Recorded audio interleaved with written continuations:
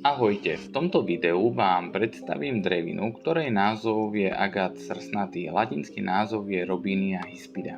Ide o opadavý listnatý strom alebo ker, ktorý dorastá do 3 až 4 metrov. Pôvod má v juhovýchodnej časti USA. Koruna zvykne byť riedka a vzdušná. Typickým znakom sú výrazne chlpaté letorasty.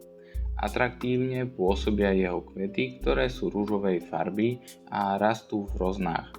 Kvitne v máji alebo v júni. Plodmi sú hnedé ploché struky a obsahujú oranžovo-hnedé semená.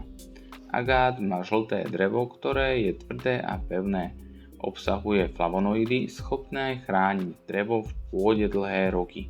Rodové meno dreviny dostalo podľa Jeana Robina z Paríža, záhradníka Henricha IV.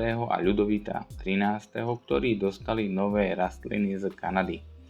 Strom sa hodí aj do menších záhrad vďaka jeho rozmerom. Vo verejnej zelení ide skôr o doplnkovú drevinu vysádzanú najmä solitérne. V Košiciach sa s ňou stretnete výnimočne.